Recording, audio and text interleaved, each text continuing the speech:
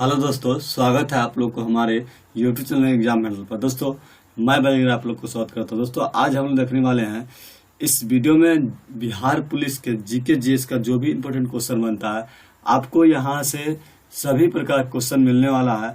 आप इस वीडियो को देखने के बाद आपको यहाँ से बहुत सारे क्वेश्चन ऐसा मिलेगा जो आपको एग्जाम हॉल में मिलेगी। तो आप लोग इस वीडियो को जरूर देखिएगा अच्छे से और अपने दोस्तों में इसको जरूर शेयर करिएगा। दोस्तों एक बात और बता दें कि हमारे इस चैनल के माध्यम से आपको रोज डेली जो सुबह का आप लोगों को यहाँ पर डेली का जो करंट अफेयर्स होता है वह मिलता है। आप लोग इसलिए हमारे चैनल पर नए आए हैं तो हमारे चैनल को सब्सक्राइब कर लीजिए और हमारे वीडियो को लाइक एंड शेयर कर दीजिए। आपको जो भी यहाँ पर करंट अफेयर्स की वीडियो पर डेली आती है वह मिलेगी। आप किसी भी कॉम्पिटिशन एग्जाम की तैयारी करते होंगे तो उससे आपको फायदा मिलने वाली है। तो चलिए आज के इस बिहार पुलिस का जो जीके जीएस का जो क्वेश्चन बनता है और बहुत ही इंपॉर्टेंट है। चलिए आप लोग इसको शुरुआत करते हैं। देखिए क्वेश्चन क्या है। दोस्तों पहला क्वेश्चन है कि राजघाट किसकी समाधि स्थल है। बोला कि राजघाट किसकी समाधि स्थल है। आप लोग कमेंट में इसका जवाब भी दे देना है कि राजघाट किसकी समाधि स्थल है। तो क्या है, इंदिरा गांधी, महात्मा गांधी, भगत सिंह, इनमें से कोई नहीं। दोस्तों इसका सही आंसर क्या हो जाएगा, महात्मा गांधी। महात्मा गांधी का क्या है दोस्तों कि यह समाधि स्थल, राजघाट किसकी समाधि स्थल है तो महात्मा गांधी की है। अगर हम लोग बात कर ले महात्मा गांधी की दोस्तों तो इनका जन्म कब हुआ था। इनका जन्म हुआ था 2 अक्टूबर 1869 में। कब हुई थी, 2 अक्टूबर 1869 में। और इनकी मृत्यु की बात किया जाए तो मृत्यु कब हुई थी तो 30 जनवरी 1948 में हो गई थी। कब हुई थी, 30 जनवरी 1948 में। आप सभी को पता कि नाथूराम के द्वारा क्या हुआ था कि इनके ऊपर गोली चलाई गई थी, जिनमें क्या हुआ था कि इनका 30 जनवरी 1948 को मृत्यु हो गई थी। इनका जन्म हुआ था 2 अक्टूबर 1869 में। और इनके अगर पूरा नाम की बात करें दोस्तों तो मोहनदास करमचंद गांधी इनकी पूरी नाम है। और इनका अगर पत्नी की बात कर रहे हैं दोस्तों तो इनका पत्नी का नाम क्या था, कस्तूरबा गांधी था। तो इस प्रकार से महात्मा गांधी के बारे में ये सारी जानकारी आप लोग जान चुके हैं। और राजघाट किनकी समाधि स्थल है तो महात्मा गांधी का है। नेक्स्ट है दोस्तों कि जल दिवस कब मनाया जाता है। जल दिवस आप सभी को पता भी होगा कि जल दिवस कब मनाया जाता है। 22 मार्च है, तो 22 जून है, 22 सितंबर है, इनमें से कोई नहीं। दोस्तों इसका सही आंसर क्या होना चाहिए तो ये हमारा साइंस का क्वेश्चन है, पर्यावरण का क्वेश्चन है। तो कह सकते हैं हम क्या है कि 22 मार्च को क्या होता है कि हम लोग यहाँ पर जल दिवस के रूप में मनाते हैं। जल के संरक्षण के लिए जल हमारे लिए कितना इंपॉर्टेंट है, इसके लिए क्या है हम लोग कि यहाँ पर जल दिवस के रूप में उसका मनाते हैं। कब तो 22 तारीख को मनाते हैं, यानी कि 22 मार्च को मनाते हैं। यहाँ पर है अगला क्वेश्चन है कि लाल क्रांति का संबंध किससे है। बोला जा रहा है कि जो लाल क्रांति होता है उसका संबंध किससे है। जो लाल क्रांति हुआ था और यह लाल क्रांति भी चल रही है उसका संबंध किससे है, मछली से है, टमाटर से है, मांस से है, दूध से है, इनमें से कोई नहीं। दोस्तों इसका सही आंसर हो जाएगा यहाँ पर बी नंबर में बोला गया टमाटर एवं मांस से। तो जो हमारा लाल क्रांति है उसका संबंध किससे है, टमाटर एवं मांस से। तो लाल क्रांति का संबंध किससे दोस्तों, टमाटर एवं मांस से। अगर बोल दे यहीं पर आगे दोस्तों दूध है, मछली है, इसका क्या है कि आगे क्वेश्चन हम लोग देखते हैं कि आगे इसके बारे में बात करने वाले हैं। दूध का संबंध किससे है, मछली का संबंध किससे है, इस सारी चीजों को हम लोग आगे देखने वाले हैं। आगे है कि भगवान बुद्ध का जन्म कहाँ हुआ था। भगवान बुद्ध जो थे उनका जन्म कहाँ हुआ था तो क्या गया बिहार में हुआ था, लुम्बिनी नेपाल में हुआ था, प्रयागराज उत्तर प्रदेश में हुआ था, इनमें से कोई नहीं। दोस्तों इसका सही आंसर कहाँ चाहिए, भगवान बुद्ध का जन्म कहाँ हुआ था ये आप लोग को बताना है। इसका क्या आंसर हो जाएगा यहाँ पर लुम्बिनी नेपाल। क्या होगा, लुम्बिनी नेपाल। भगवान बुद्ध जो थे उनका जन्म कब हुआ था, लुम्बिनी नेपाल में हुआ था।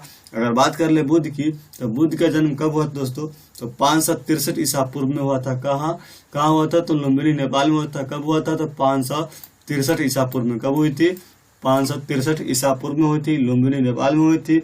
और इनका जन्म जो था वह शाक्य वंशज में हुआ था। शाक्य वंश जो होता है उसमें हुआ था। अगर इनके पिता की बात कर दे तो शुद्धोधन नाम था। इनके पिता का क्या नाम था, शुद्धोधन नाम था। अगर इनकी जो माँ थी उनका बात कर ले हम लोग तो महामाया वंश के थी। कौन सी थी, महामाया वंश के थे वो। और इनका जो वंश था, इनके पिता का वंश था तो शाक्य वंश, लेकिन इनके जो माँ थी महामाया वंश, उनका वंश था कोलीय वंश। क्या था, कोलीय वंश था। इस प्रकार क्या हुआ कि भगवान बुद्ध का जन्म कब हुआ दोस्तों, वह हुआ 563 ईसा पूर्व। और इनकी जन्म कहाँ हुआ था तो लुम्बिनी नेपाल में हुआ था। उनकी माता का नाम क्या था, महामाया था। और उनके पिता का नाम शुद्धोधन था। और वह किस वंशज से थे तो शाक्य कुल के वंश में इनका जन्म हुआ था। चलिए दोस्तों नेक्स्ट देखते हैं। नेक्स्ट है कि सबसे अधिक मखाना बिहार के किस जिला में पाया जाता है। बोला जा रहा है कि सबसे अधिक मखाना बिहार के किस जिला में पाया जाता है तो क्या समस्तीपुर में, दरभंगा में, मधुबनी में, इनमें से कोई नहीं। दोस्तों इसका सही आंसर कहाँ चाहिए, इनका सही आंसर हो जाएगा दरभंगा। दरभंगा जिला में क्या है दोस्तों, भारत में, बिहार में नहीं, भारत में सबसे अधिक क्या है, अगर बात करें हम लोग कि कहाँ मखाना पाया जाता है तो वो हमारा बिहार में पाया जाता है। अगर बिहार की बात कर ले तो बिहार में कहाँ पाया जाता है, तो दरभंगा। दरभंगा जिला में क्या है कि मखाना सबसे अधिक पाया जाता है, भारत में सबसे अधिक दरभंगा में पाया जाता है का जो मखाना है, मखाना की खेती यहाँ अधिक होती है। नेक्स्ट है दोस्तों कि बिहार में सर्वप्रथम अशोक चक्र पाने वाला कौन थे। जो हमारा बिहार में सर्वप्रथम अशोक चक्र जो पाने वाले थे वो कौन थे, क्या रणधीर वर्मा थे या राजेंद्र प्रसाद या श्री कृष्ण सिंह, इनमें से कोई नहीं।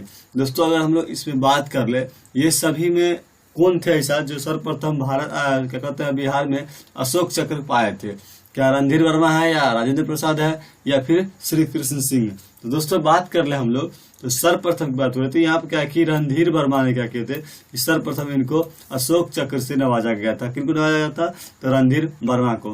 अगर सर्वप्रथम की बात करें तो यहाँ दोस्तों क्या कि राजेंद्र प्रसाद जो थे इनको नहीं दिया गया था। यहाँ पर सर्वप्रथम में अगर बात करें तो फिर यहाँ पे क्या श्री कृष्ण सिंह है, तो ये बिहार के सर्वप्रथम मुख्यमंत्री के रूप में चुने गए थे। कौन चुने गए थे, श्री कृष्ण सिंह को बिहार के सर्वप्रथम मुख्यमंत्री के रूप में चुने गए थे। और यहाँ पे क्या है कि रणधीर वर्मा को सर्वप्रथम अशोक चक्र से नवाजा गया था बिहार के रूप में।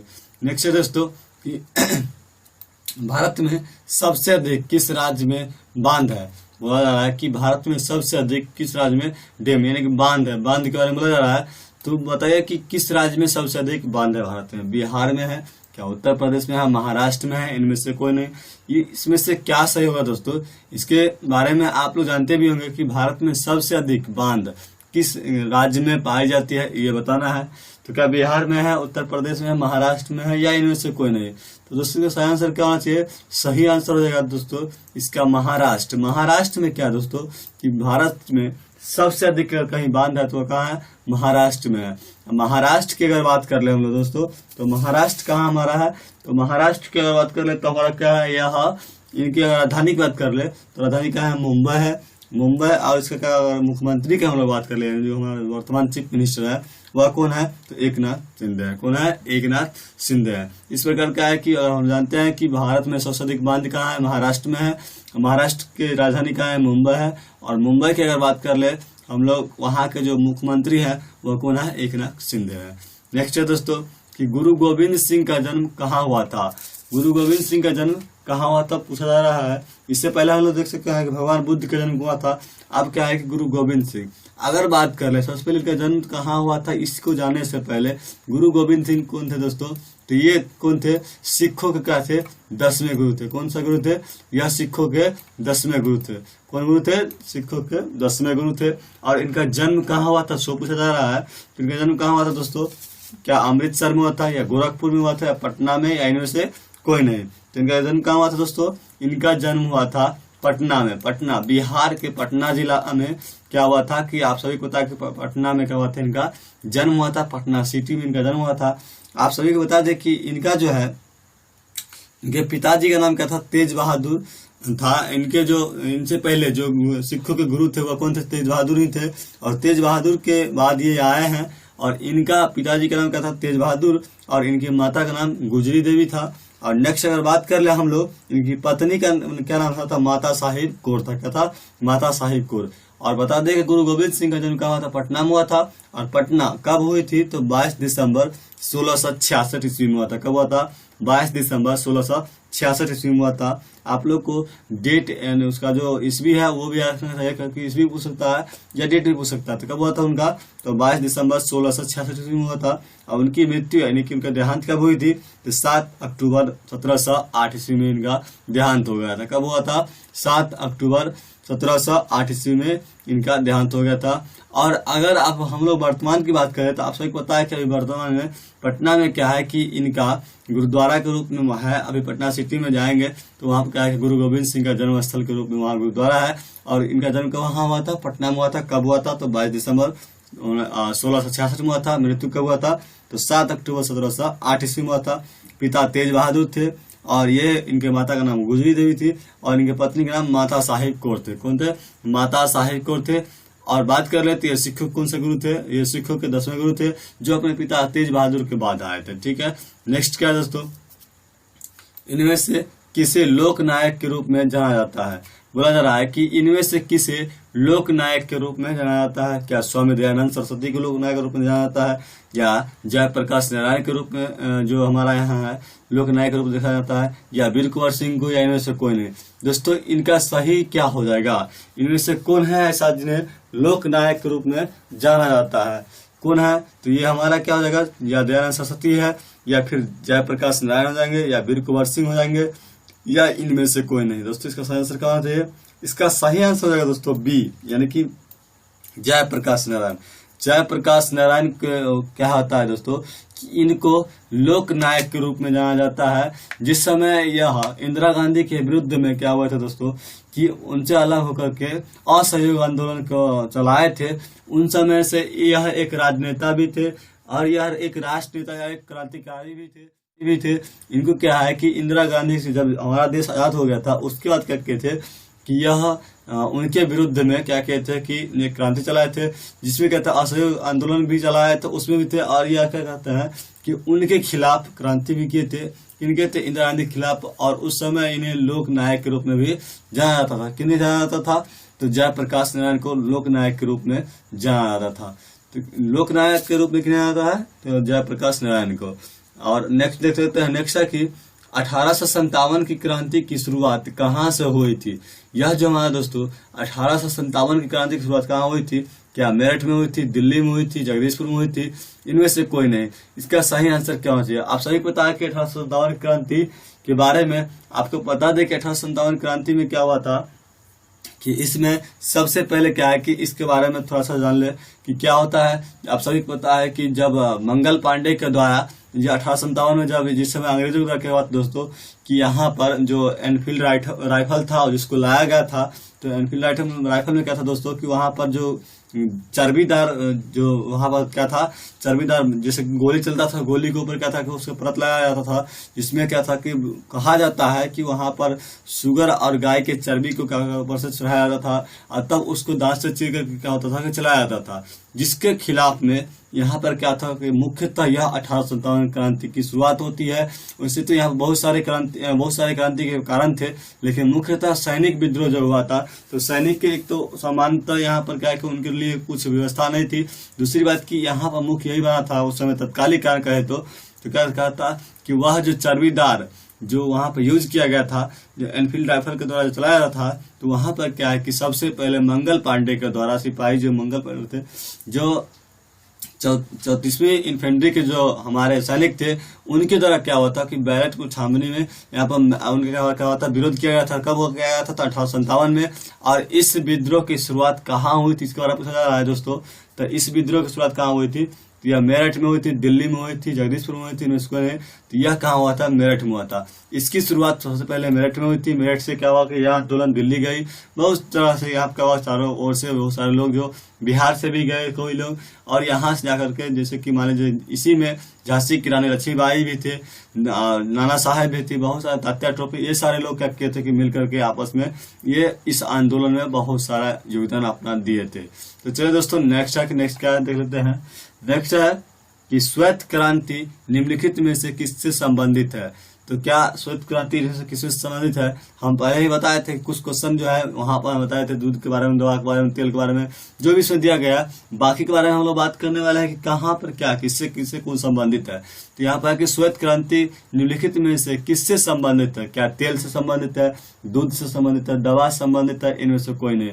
तो श्वेत क्रांति के बारे में अगर हम बात करें दोस्तों, तो श्वेत क्रांति किससे संबंधित है, ये हमारा क्या है, दूध से संबंधित है। इसका संबंध दूध, यानी कि श्वेत क्रांति जो होता है हमारा, यह दूध से संबंधित है। इससे पहले हम लोग लाल क्रांति को देख चुके हैं। लाल क्रांति किससे था, तो वह टमाटर और मांस से था। उसका क्रांति किससे था, लाल क्रांति का टमाटर और मांस से था। श्वेत क्या हमारा, दूध। और यहाँ पर श्वेत क्रांति के बारे में, दूध क्रांति के बारे में। ठीक है, नेक्स्ट है दोस्तों कि भारत में मीठे पानी का सबसे बड़ा झील कहाँ पाया जाता है? बोला जा रहा है कि भारत में मीठे पानी का सबसे बड़ा झील कहाँ पाया जाता है? तो क्या बूला झील में पाया जाता है, या नैनीताल में पाया जाता है, या गंगा सागर में? इनमें से कोई नहीं। तो दोस्तों बोला जा रहा है इसमें कि मीठे पानी का जो झील है वह सबसे बड़ा भारत में कहाँ पाया जाता है? तो वह कहाँ पाया जाता है? तो वह बूलर झील है, जहाँ क्या होता है कि सबसे बड़ा कह सकता है कि मीठे पानी का सबसे बड़ा झील कहाँ है? तो भूलर झील है। भूलर झील कहाँ है? तो भारत में है। तो भारत की सबसे बड़ा झील कहाँ है जो मीठे पानी का है? वह कहाँ है? भूलर झील है। नेक्स्ट है दोस्तों कि इनमें से साइट्रिक अम्ल किसमें पाया जाता है? ये साइंस क्वेश्चन है कि इनमें से साइट्रिक अम्ल किसमें पाया जाता है? तो अमरूद में, केला में, नींबू में, इनमें से कोई नहीं। आप सभी को पता होगा कि साइट्रिक अम्ल, वह साइट्रिक अम्ल के बारे में बात करें तो जो खट्टा पदार्थ होता है उसमें ज्यादातर यह पाया जाता है, जिसमें क्या होता है कि यह साइट्रिक अम्ल को पाया जाता है। जैसे कि मान लीजिए यहाँ पर बोला जा रहा है कि निम्न में से कौन सा ऐसा वस्तु है इसमें क्या है कि यह साइट्रिक अम्ल जिसमें पाया जाता है? अमरूद है, केला है, नींबू है, इनमें से कोई नहीं। तो इसके सही आंसर क्या होना चाहिए? अमरूद, केला, नींबू, इनमें से कोई नहीं। सही आंसर सी, यानी कि नींबू में क्या है दोस्तों कि नींबू में यहाँ पर साइट्रिक अम्ल पाया जाता है। नेक्स्ट है कि मधुबनी चित्रकला किस राज्य की फेमस चित्रकला है? बोला जा रहा है कि जो मधुबनी चित्रकला है वह किस राज्य की फेमस चित्रकला है? क्या वह उत्तर प्रदेश की है, बिहार की है, असम की है? इनमें से कोई नहीं। दोस्तों सबसे पहले हम बात कर ले मधुबनी चित्रकला, ये क्या होता है?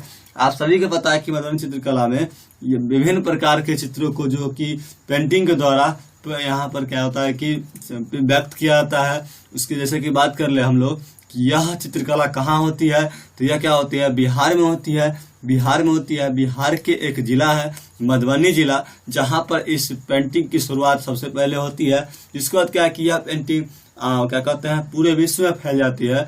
इस पेंटिंग को देख करके कहीं ऐसा नहीं है जिसको क्या होता है किसी भी ऐसी चीज को क्या प्रदर्शित नहीं किया जा सकता है। इसमें क्या होता है कि दोस्तों यह पारंपरिक रूप से जो भी हमारा परंपरा है उसको भी दिखाता है, जो आधुनिक में चल रही है उसको भी दिखाता है। अगर बात कर ले मधुबनी पेंटिंग की तो यह मधुबनी चित्रकला जो है वह मधुबनी जिला का है। और इसमें अगर बात करें कि इसका जो चित्र बनाने के लिए किस किस चीजों का यूज किया जाता है, उसका जो कलर होता है कैसे तैयार किया जाता है, तो उसका कलर जो है दोस्तों वह चावल के पीस करके जो प्राकृतिक कलर होता है उसको डाल करके, अभी तो डिजिटल कलर का भी यूज किया जाता है, उससे चावल पीस कर जरूर डाला जाता है। उसमें हल्दी वगैरह, दूध वगैरह का जो मिश्रण होता है ये सारी भी की जाती है। शुरुआत के तौर पर ऐसा ही होता था, अभी थोड़ा सा डिजिटल कलर का भी यूज किया जाता है। तो यह कहाँ पाया जाता है?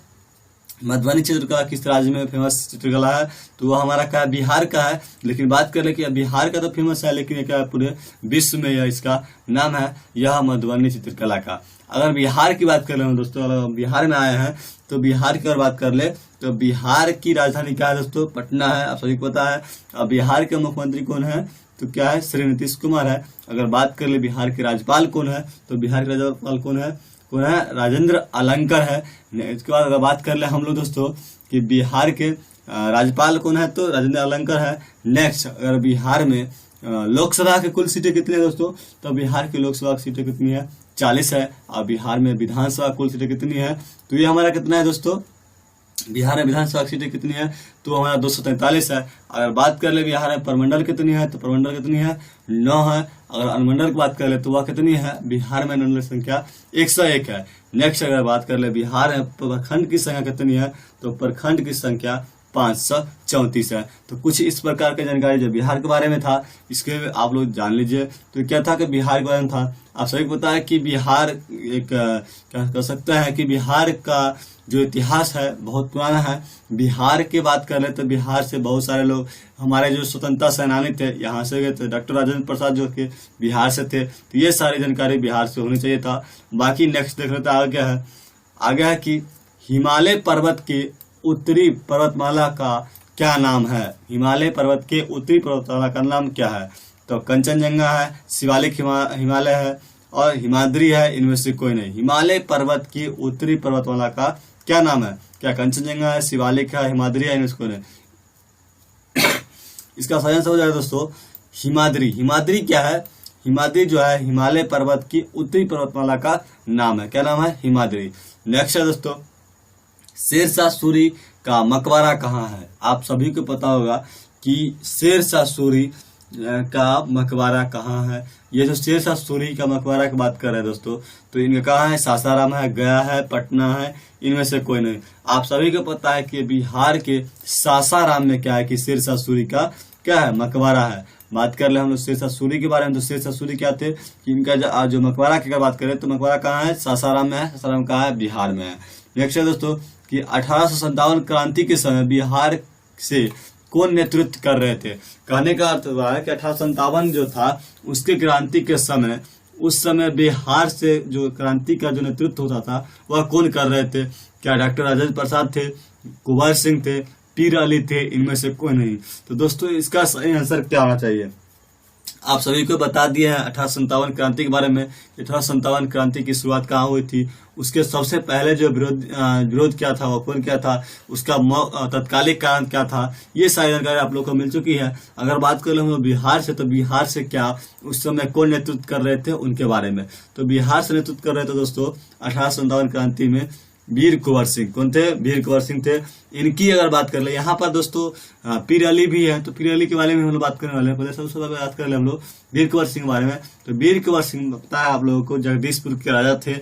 और इनका क्या था कि जैसे कि जान रहे थे कि 1857 के क्रांति, आप सभी को पता होगा कि उस क्रांति वर्ग में आपको क्या होगा कि उस समय जितना भी पढ़े लिखे लोग थे या फिर जो संपत्ति लोग थे, जो कि जिनके पास धन संपत्ति थी, जो जमींदार थे, वह क्या कर रहे थे उस समय, उस जो आंदोलन था उसमें भाग नहीं ले रहे थे। लेकिन बिहार के जो नेतृत्व कर रहे थे हमारे वीर कुंवर सिंह, वह क्या कर रहे थे, यह एक खुद ब खुद एक राजा थे जो कि जगदीशपुर के राजा थे।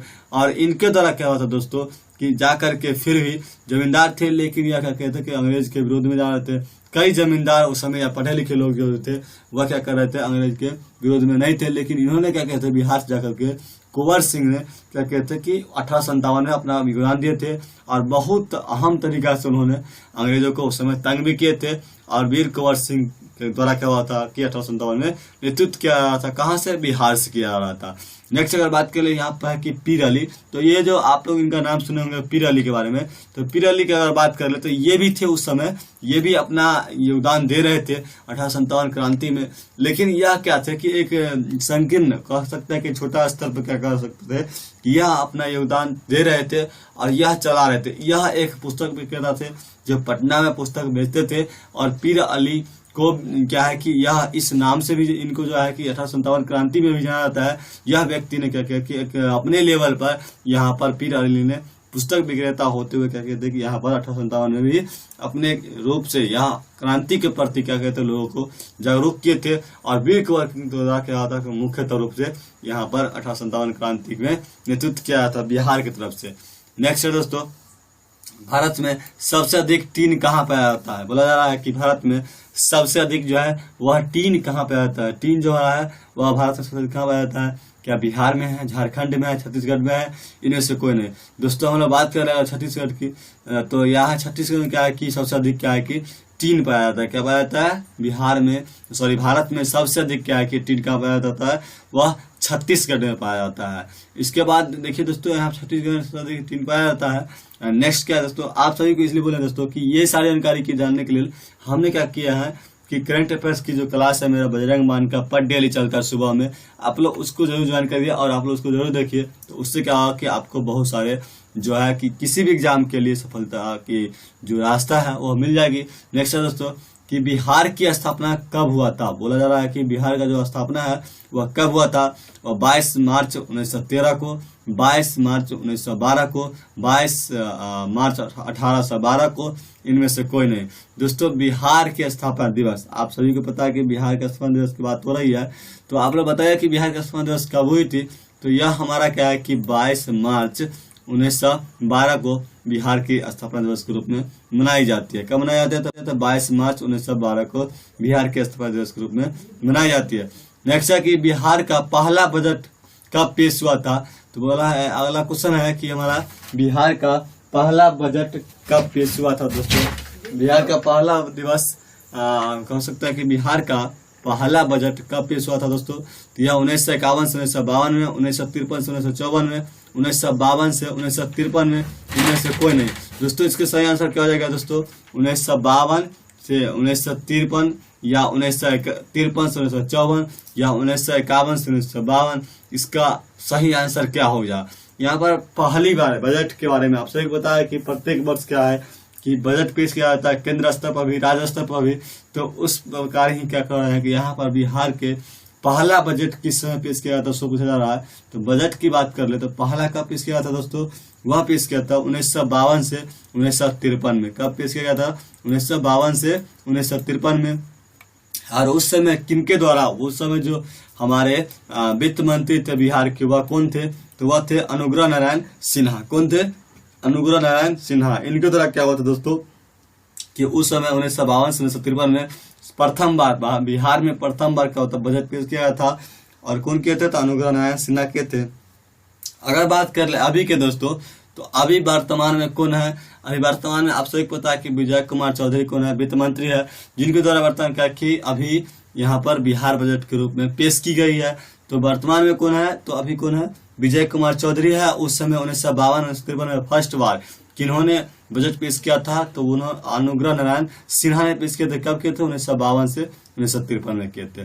तो इस प्रकार से दोस्तों ये जो हमारा क्लास था जीके जीएस के, वह बिहार पुलिस के लिए स्पेशल है और आप लोगों को यहाँ से बहुत सारे सुविधा मिलने वाला है। क्वेश्चन भले हमने इसमें कम करवाए हैं, लेकिन जितना कुछ हम बोले हैं वह आप लोग रेगुलर सुनेंगे तो बहुत सारे बात इनकी जानकारी हम दिए हैं इसमें, जो आप लोगों को काफी फायदा मिलने वाला है। आप लोग इसको जरूर देखते जाइएगा, अपने दोस्तों में जरूर शेयर करिएगा, ताकि आपको यहाँ से बहुत सारे जो है सहायता मिलने वाले हैं। यहाँ से आपको बहुत सारे क्वेश्चन मिलने वाले हैं। उससे आप लोग हमारे जो करंट अफेयर्स का शो चलती है उसमें क्या आप आकर भी देख सकते हैं, आपको वहाँ पर भी बहुत सारे सफलता मिलने वाले हैं। चलिए दोस्तों आज इतना ही, मिलते हैं नेक्स्ट, तक के लिए बेस्ट ऑफ लक।